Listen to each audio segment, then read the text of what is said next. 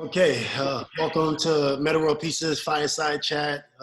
All my LinkedIn friends, really good to see everyone. And so today's topic, I wanted to talk about the experience and the expertise that you all have, and do you see like any opportunities in sports from the expertise that you have, from the lens that you see?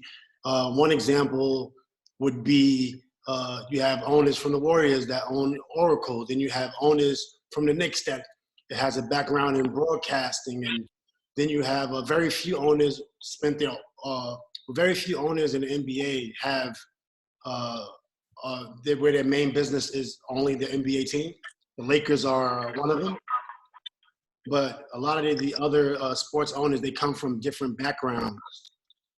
A lot of the other owners come from different backgrounds, and since everybody here is from a different background, I'm really interested to see what opportunities you see in sports. And then also with the coronavirus, I'm really interested to see how do you see an impact in sports, and if there's a business to be made after this crisis is over.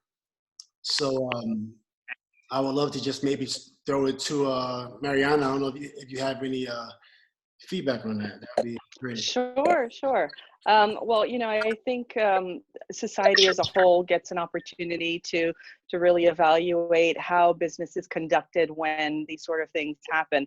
I mean, it's the sixth bear market, and every time society changes how business is conducted, and with globalization and things going online much more, I think there's an opportunity for sports to have a wider reach while also going online a lot more. I mean, the crowds are still there, the fans are still there. That's not going to go away.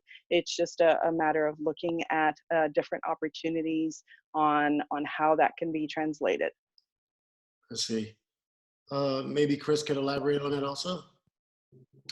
Yeah, actually, one of my biggest plays in sports these days is I'm kind of more of an esports angle, and I know you yourself have recently become more affiliated in that fashion, and I know a lot of the NBA organizations, right, a lot of the athletes, they're getting highly involved in that. So I think right now where you see kind of maybe the downward in attendance, in activity, and just being involved in sports right now, as things are kind of at a halt for the time being. And we're talking, anywhere from probably 30 to 60 days. Esports is actually taking a spike in just in viewership and involvement right now, and especially with some of these athletes that are looking to get in that angle. Absolutely. I would like to hear from maybe Tanya and Rachel could elaborate on this also. What industries are you involved in, and then are any of the industries you're involved in lend its expertise to new sports opportunities? And one example would be, obviously we have the NBA, we have the NFL, but if you look at the climate with social media, technology, you have new leagues like the Big Three, or you have even media entities such as The Ball is Life. 4 million YouTube subscribers, and they're generating money, off YouTube. And there's so many different opportunities. Shopify is also an opportunity for an athlete to sell merchandise online. So is there any opportunities you see in sports that might not be traditional NBA or NFL?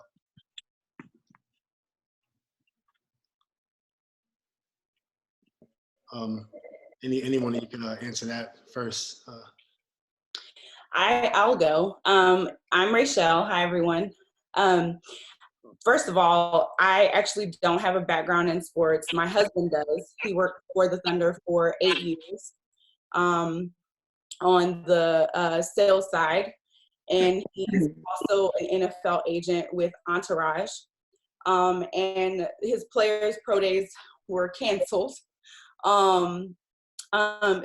He probably should have been on this call more than me, but my background is helping online businesses streamline their businesses. So small businesses, less than 100 employees, using all of the tech for automation and things like that so that they can free up either the CEO or transition from that technician role to an actual CEO. So I'm just here to listen and to share whatever I can, and then of course go back and share with him as well.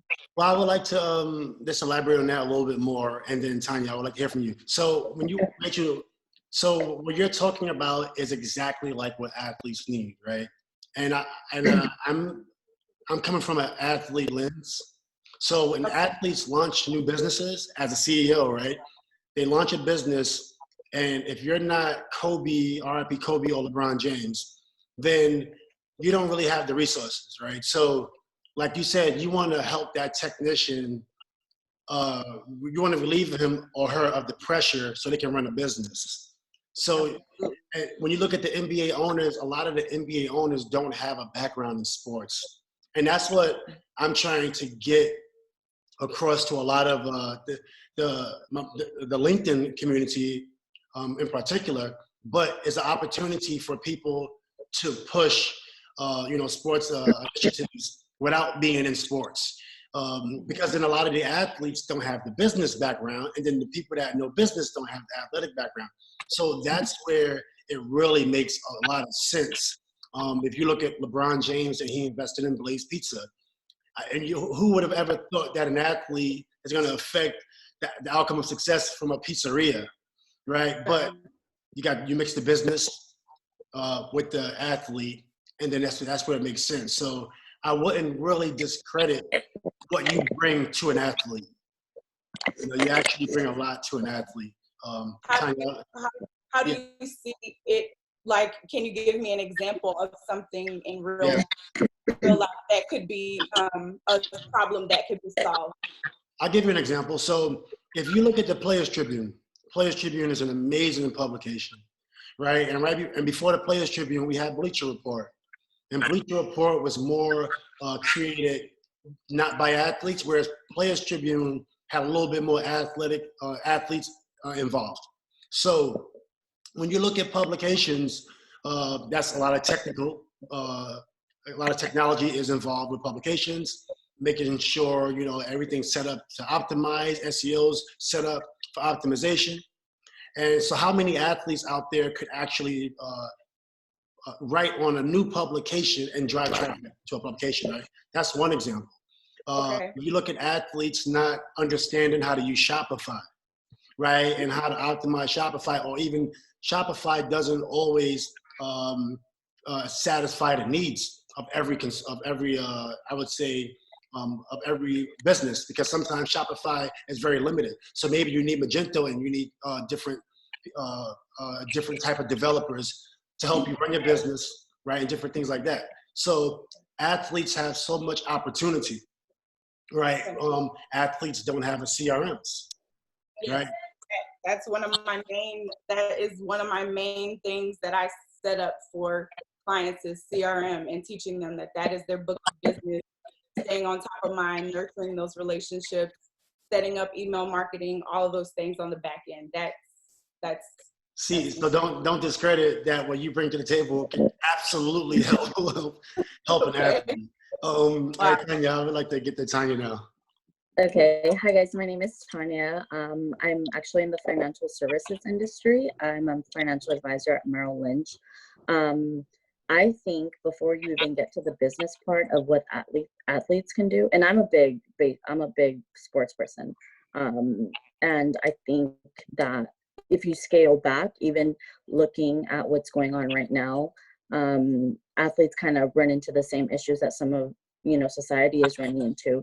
We're 2-3 weeks into this crisis, and everything going on with COVID-19 and the market and the uncertainty in the economy, and 2-3 weeks later people are not knowing where they're going to get their next meal or how they're going to keep a roof over their head. And it's, to me, with the experience that I have in the finance industry, it's a little alarming to think that within 3 weeks people are in that situation. That means people have no savings, no money. And I know I actually am working already with the NFL, trying to bring some clients on board, because I know that for NFL players, 35% of them within 2 years, they're bankrupt after retirement. They go to zero. For the NBA, that number is a lot higher. It's to 60%. So, and I know that a lot of it is because, you know, these players, they join the NFL and they join the NBA very young, and they come from lower socioeconomic classes or even middle classes. And, you know, I put myself in their position. It's like if I'm 19, 20, 21, and I just sign a $3 million contract, I don't realize that that money's not going to last forever. And I'm living this life thinking that that money's always going to be there, and not realizing that I can't play until 65. My life, my career is going to be a lot shorter than I think. And what am I doing to kind of help myself? So just so we could keep it in the climate of what we're talking about today. So athletes that want to launch different businesses, how would you set up an athlete to launch a business and to also sustain the lifestyle and to also save, preserve, and inflate the times of inflation? How would you set up an athlete, and how would you advise them? I would advise them to have, you know, a rainy day fund like a normal person would have. And I think from the start of their career or even during their career, you know, start thinking about, do you want to have an impact? Is there another business, something that you've always wanted to pursue? You have the capital, like, let's put that to work, or let's start a business plan. There's a lot of resources out there, you know, to get you going so that you can do that now while you have the funds available, as opposed to later on. You know, and as an advisor, I have access to a lot of different resources where they can leverage the money that they already have. That's awesome. I would love to get back to that when we get more to the agency, sports business, and then the actual business management, sports business management. I see we got, I want to throw it over to DJ. How did you pronounce your name, DJ Moultrie? Yes, sir. DJ Moultrie, yes. Man, I got that right. That's really, cool. Hello, everyone. I'm in Charlotte, North Carolina. I'm mainly in the joint venture and strategic partnership side of things. I work with business owners who are looking to enter into new markets, and I'm also the host of the Black Equity Podcast. And on the podcast, we speak with business owners and learn about their journey and how they got from 0 to success. And some of the things that we learned while speaking with many of the business owners is strategic partnerships allows you to break in immediately into a sector that you may have taken you 15 years to get into before. And so in the sports realm, I'm seeing, you know, potentially athletes, if they're looking to get into a certain industry, the best way to do that is through a partnership of some sort. And that's something, of course, I could advise on, or many other people could advise on. Can you elaborate? Can you elaborate on that? That's really interesting. Because if you look at the partnerships that Ice Cube made with the big three, CBS, ESPN, different, I think Fox, and I think a lot of athletes are not really up to speed on how partnerships could affect your company. So can you give some examples on why you thought that was important? Maybe you've seen an athlete in a business that they got involved where it inspired you to even think about that? Sure. Well, you just mentioned the big three. By the big three partnering with CBS, it gives them instant credibility for anybody who's out there who has any type of skeptical mindset of, is this something I can really trust? If it ends up on a channel that maybe you don't know of, it lessens that credibility. But since it's on a primary channel, now you view the league differently than you may have in any other way. And so strategic partnerships works for leagues, but it then also works for athletes. You mentioned LeBron James strategically partnering into the pizza world. I don't know for certain, but I have a sneaky suspicion that LeBron has never necessarily been in the pizza space prior to that, you know, that connection. But now he's in it overnight. Now, of course, you know, negotiations happen and it led up to that. But for the most part, it's a lower entry barrier to entry when you have a strategic partnership. But it has to be the right collaboration and the right strategic partnership, or you'll find yourself, you know, entering into a space and not necessarily winning. You'll find yourself losing. So it has to be something that has some type of synergy as well. when we're dealing with strategic partnerships and joint ventures. I would like to pass it over to John, and actually, I think somebody's volume might be a little bit scratchy. Maybe you can mute it while you're not on the phone. But yeah, and actually, before we pass it to John, I got a question for everyone. If you could just answer it. If you had an opportunity to be a franchise owner of a professional sports team, which sport would it be?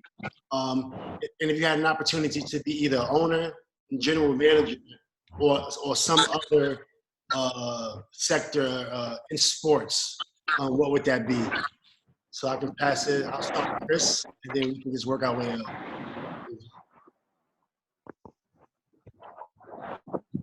Yeah, on my end, I think if I were personally going to pick like an actual team, I'd probably go with the Los Angeles Lakers. You think about a historic franchise that's got a reputation and long history of being champions. I mean, that to me stands out. And being a Lakers fan since the 80s until we had our own team here in Charlotte, that would be my direction where I'd go with that. And then outside of, an existing sports team, as you well know, I'd mentioned earlier, esports is my interest moving forward. I think it's a big part of the future.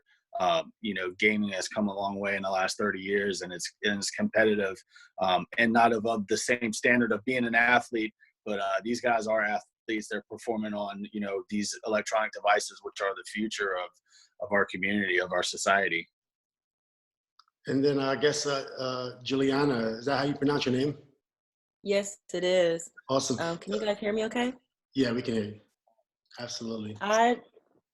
At the risk of sounding like a copycat, I would also say the Los Angeles Lakers, just because there is. Let's go. But, well, hold on a second. I actually have two. Los Angeles Lakers, and also Golden State Warriors, simply because I'm a California girl, and to own a piece of the teams that meant so much to me growing up, there's an emotional connection, there's family, there's all kinds of good things that I saw done in the community with the NBA Cares program and all those sorts of things that I witnessed just as a kid growing up and being a part of a family that is a huge, huge basketball family. So I think a lot of times when we look at, there may be people on this in this meeting that are far more well-versed than I am about statistics and value and the business proposition. But coming from the emotional side of why would you want to be a business owner, people go hard for things that they love that mean something to them. And sometimes when you're like picking stocks, you can talk analysis and things like that. But one of the very first things that one of the biggest investors I'd ever met when I first started getting interested in investing said, you know what, later for all of the big time analysis, what do you love? What's a part of your life every day? Because chances are if you're using a certain toothpaste or you found a new brand of yogurt that you think the whole world should know about, whatever it is that means something to you, you're going to work hard to make that thing happen. So that's why I chose the franchises that meant a lot to me growing up. Awesome. I throw it over to you, John. If you had an opportunity to be involved in sports management, business ownership, team ownership, your own league, sports publications, agency, whatever the case may be, what would that be and why?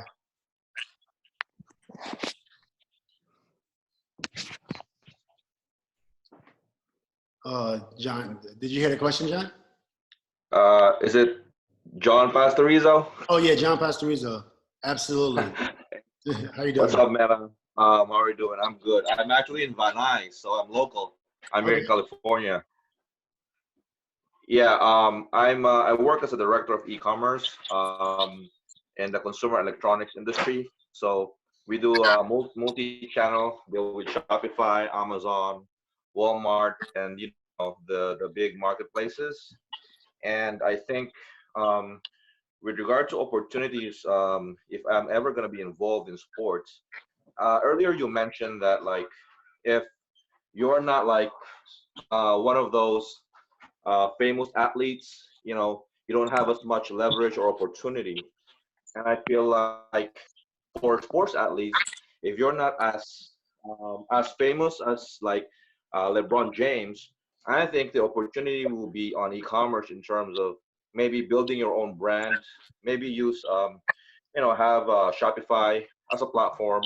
We all know about influence marketing, but I feel like even with more than 1 million mom and pop shop, businesses that went Amazon, selling on Amazon, all the fees and whatnot. I feel like Amazon is still like a great platform.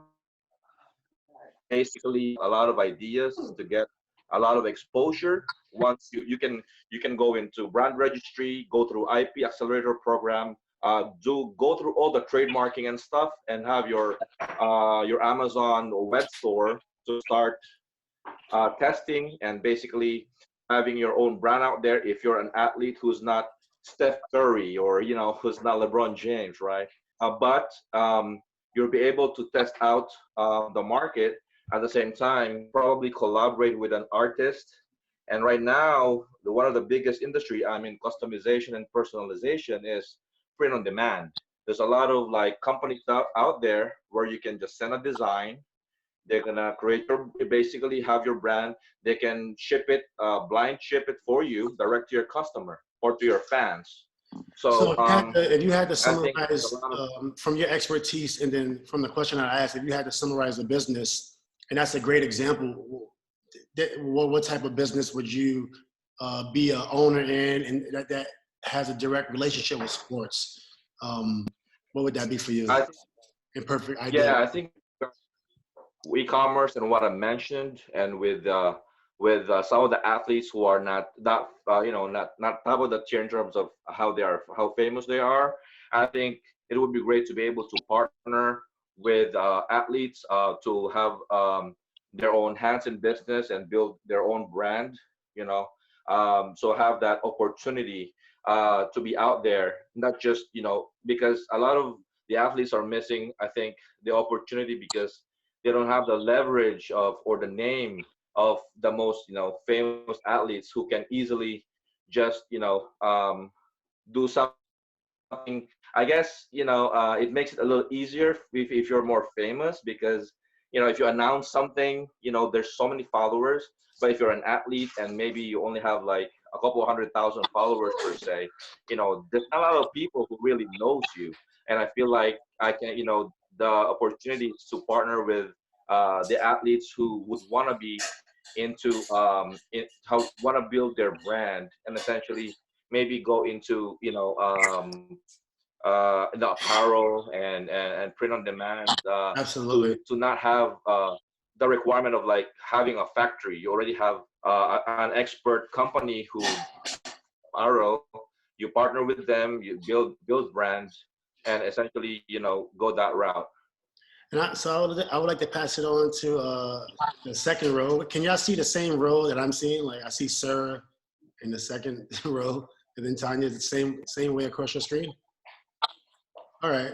Well, I would like to go. Let's start with DJ Moultrie, and then Tanya, and then Sarah. In an ideal world, what would be a really good sports business that would interest you?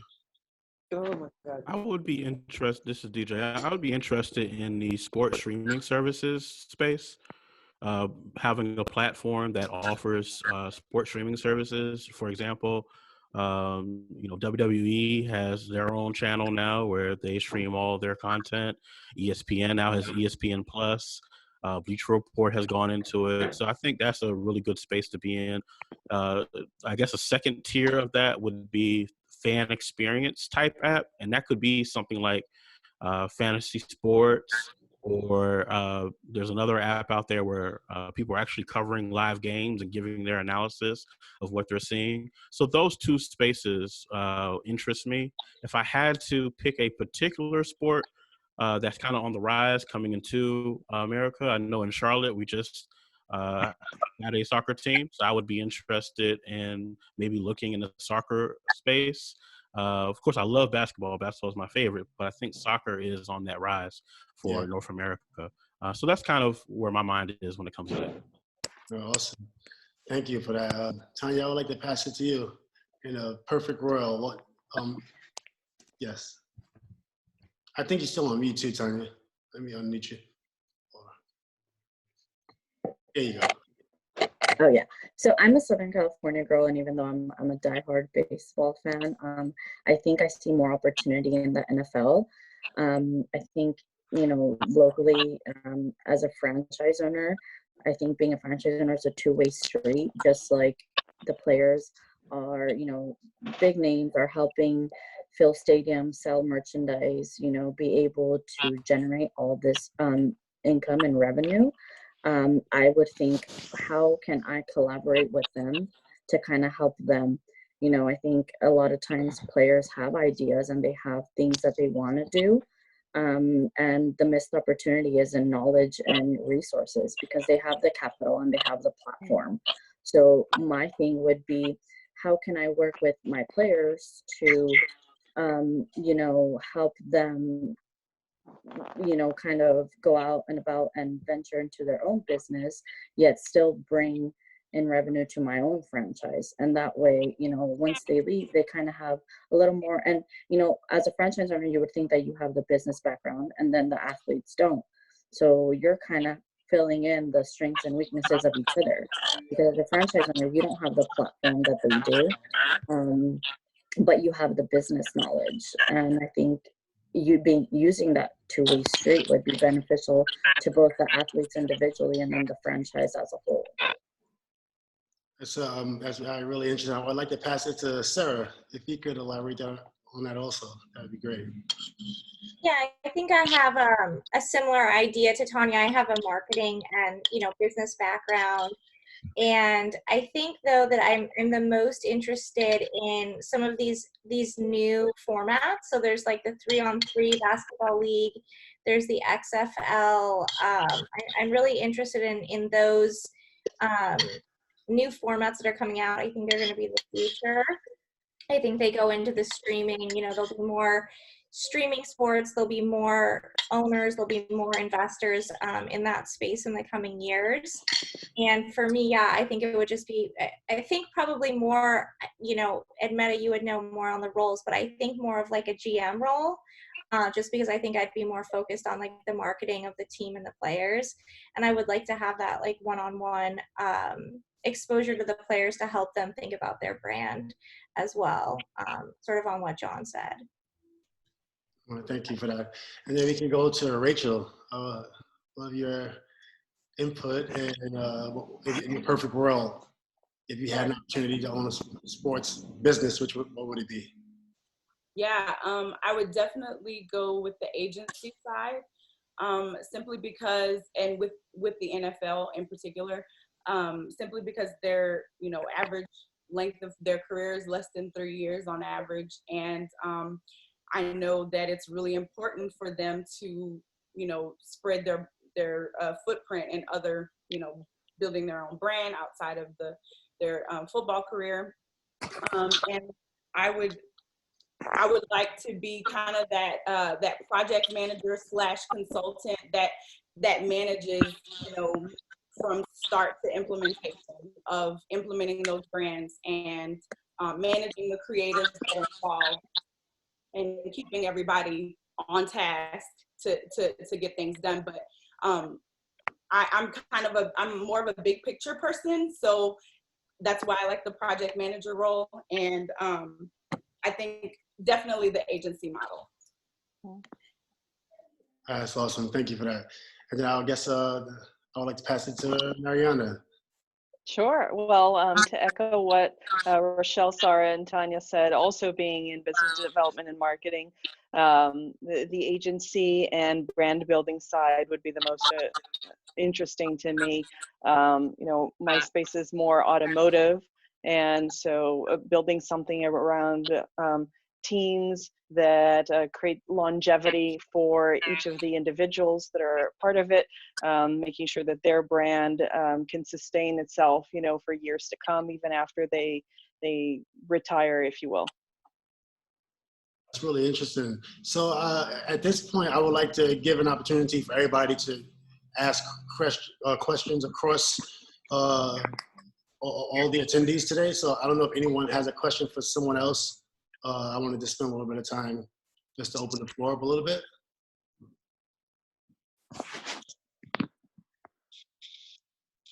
Yeah, first off, DJ Montry, I want to definitely connect with you. I'm local here in Charlotte as well, so let's connect if we can, please. Oh, definitely. I'm definitely open to that, Chris. Thank you. Hey guys, some of you were talking about the new formats that are popping up, and I wanted to hear more thoughts about, say, like Ice Cube's Big Three League and things like that, and where you see the opportunities going forward for those types of activities. Yeah, I think I'm really interested to hear your input on that also. And I'm always interested in athlete ownership because a lot of athletes that, such as what Tanya was talking about, go broke or can't sustain. So how can I put an athlete in a situation to build a Big Three or a new publication? So yeah, that's a great question, Juliana. I would love to get your take on that, whoever wanted to take the floor.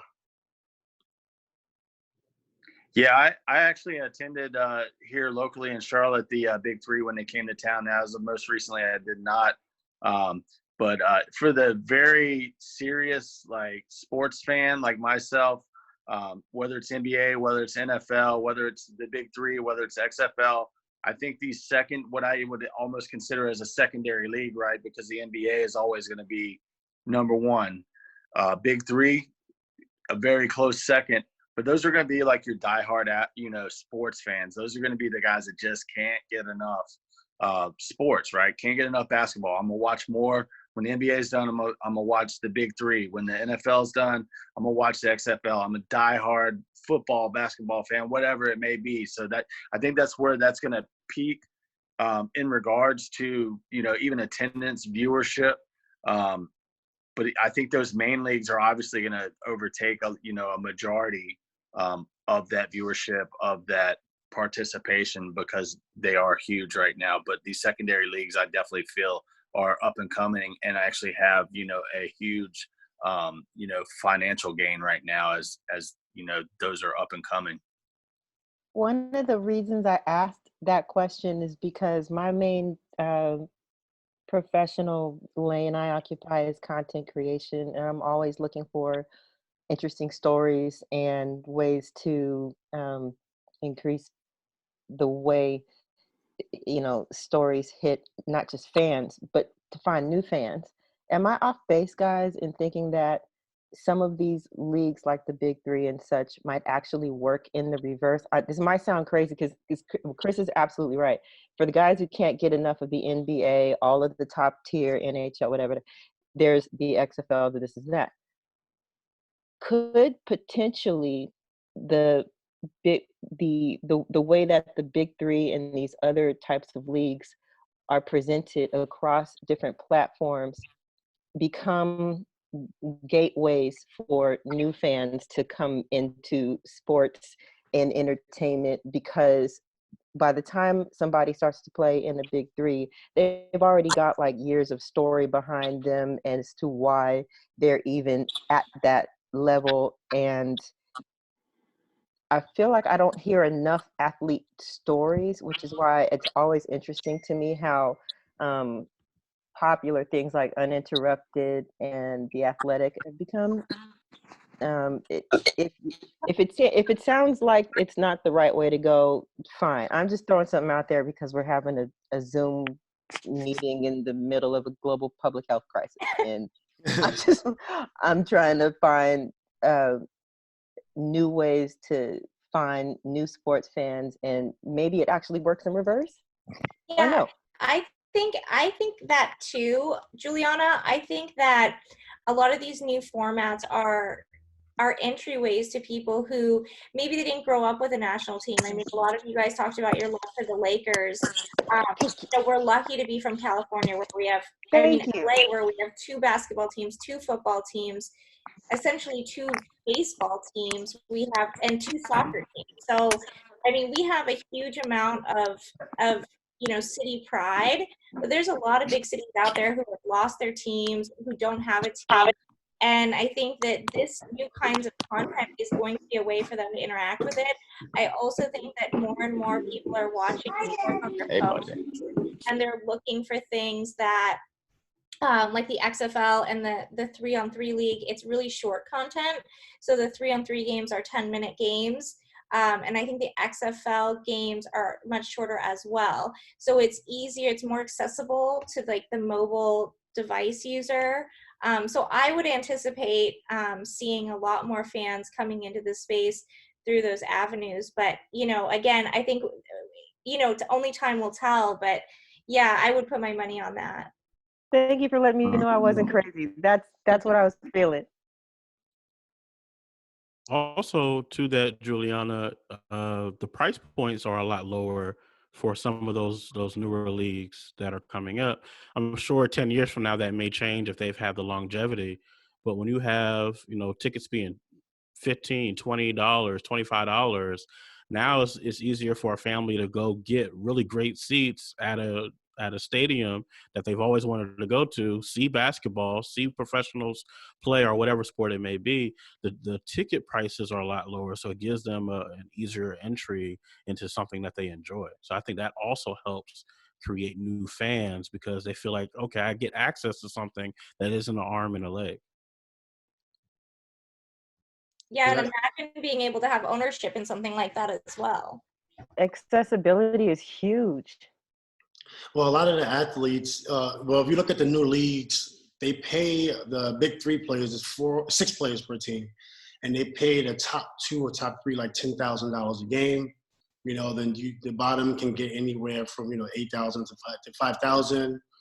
And so, but after the big three, a lot of our American players, even retired NBA players, they don't really have anywhere to go. They don't want to go overseas.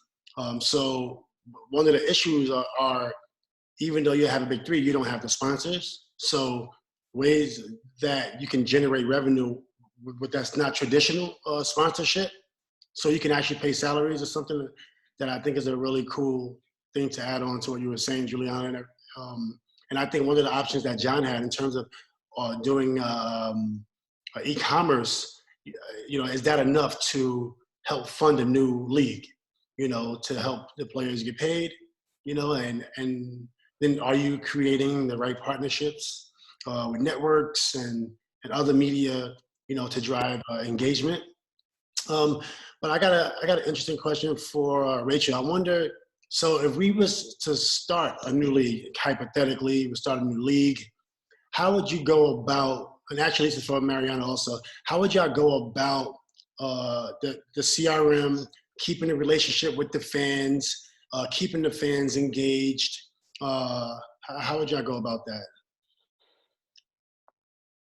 I'll go first. Yeah, definitely starting with where we think they hang out, and trying to connect with them on all platforms. I think email and email marketing would be huge, because that is a definite way that, or not definite, but we know not everybody is on social media, but if we have their email address, then we have a way for them to get the information, possibly more than social media, algorithmically. But if we were to start a league hypothetically, I would definitely say finding that, like DJ had mentioned about the price point, I think that's huge for accessibility. Like identifying the personas, the buyer personas of who would be attending the games and things like that, and create the plans around those buyer personas of each of them, because they may have different strategy to reach them to grow that fan base. So yeah, I think that would be where I'd start. Sure, and I think to add to that, we have so many platforms to leverage analytics. So we have so much more insight into consumer behavior and what people want, where they get information, where they get content, what sort of interactions they want to have. So it's really important to look at a brand, a league holistically, and really see what the fans are consuming and elaborate on that, as well as develop maybe new stories or try different things to see what you can leverage in reusing the content that you already have to scale even farther, but also to really give the fans what they want and how they want it and when they want it. Really, really interesting. I don't know if anybody else has any more to add to that. So in terms of, I know we're speaking about sports, and I really think that you don't have to be an athlete to excel in sports management and in sports business. And that's something that we thought that these fireside chats could inspire sports enthusiasts. And I think right now, if you look on network television or even on OTT platforms, sports is the driving, force for sponsorship. A lot of brands want to spend money with athletes. They want to spend money, particularly in live sports. So I think this fireside chat is really interesting. And I think when I post it, people will see that they could have an impact, in sports. And right now, with sports not being available because of the virus and the crisis, people are realizing now how much they miss sports more than ever.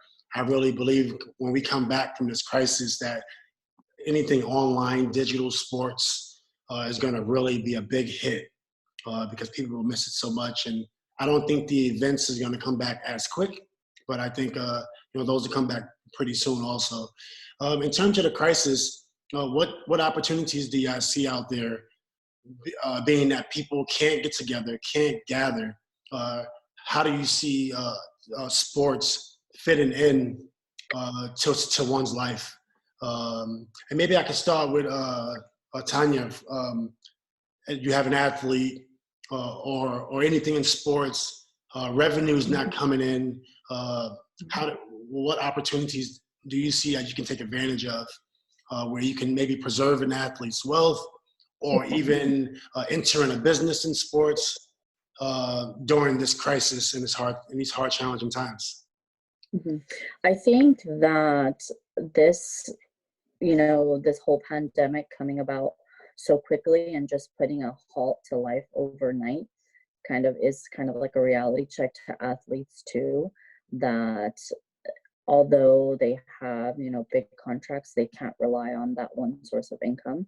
And I think them being home just like us kind of allows them to kind of spark some other passions or kind of tap into other stuff that they've been interested all along but just haven't had the time to.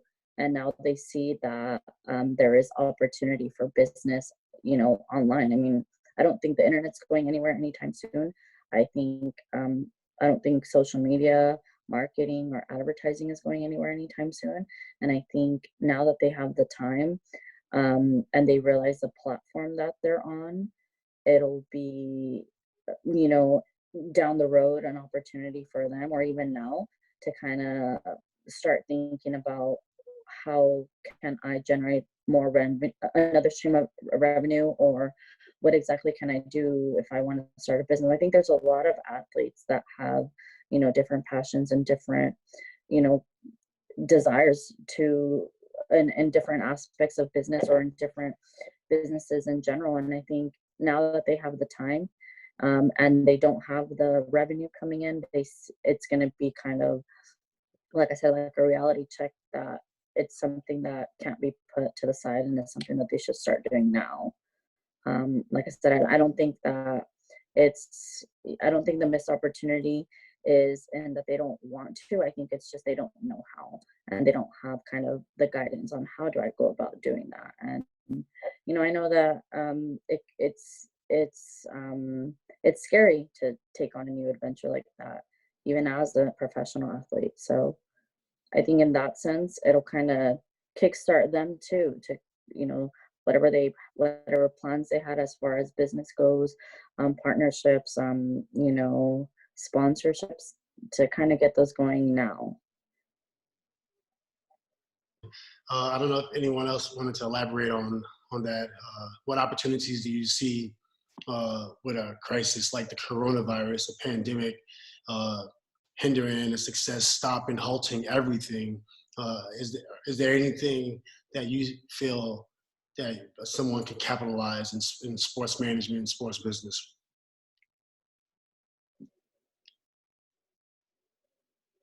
Oh, hold on. There you go. Yeah, so I think you know, going off of what DJ Montry was saying earlier in regards to streaming, right now that's going to be huge. Like, everyone's at home, everyone's in front of their computers for at least the next 3 weeks, 4 or 5 weeks, however long that may be. In regards to sports, there's so much content over the last 100 years, however long, that can be streamed right now. I know ESPN's got to be doing it right now because there's no live games happening.